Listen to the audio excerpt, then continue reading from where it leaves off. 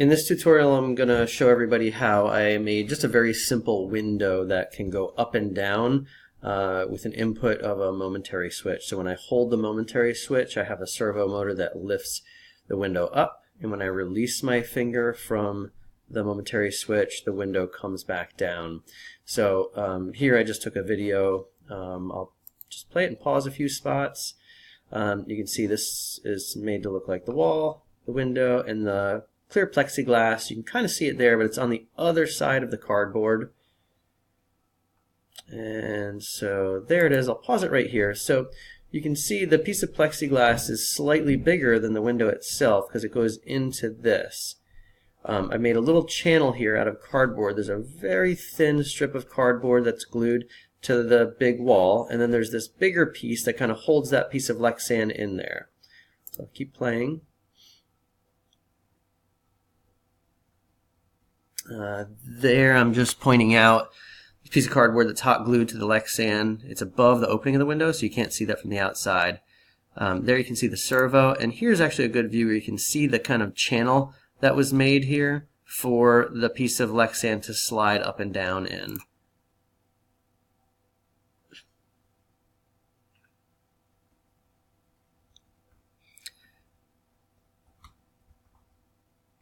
Pardon my finger. Okay, and so there again, that piece of cardboard, I just have a linkage made of a paper clip that goes up to the servo itself. And the servo has been hot glued to that cardboard wall.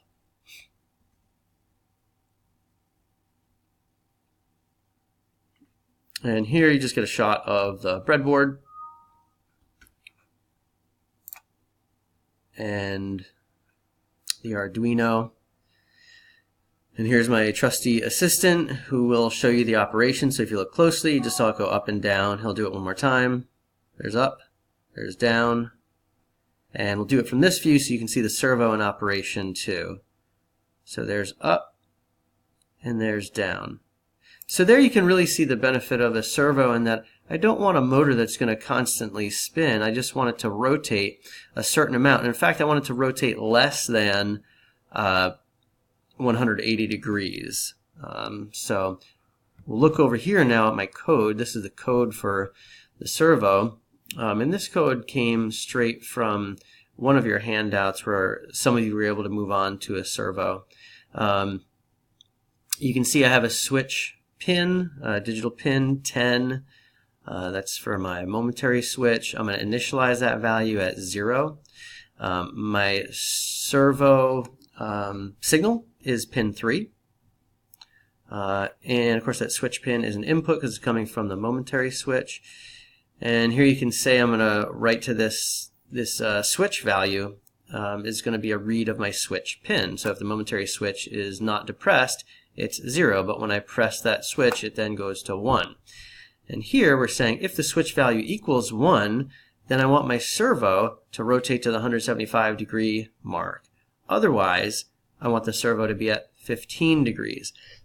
Now, these degree measurements, I kind of had to play with that to figure out what it was going to be. So if let's back up just a little bit. The servo itself, hopefully we can get a good shot here. This should be good enough. It wasn't oriented in this position when I glued it down. And so this piece of plastic, it's actually just a friction fit thing that you can literally pull off with your fingers.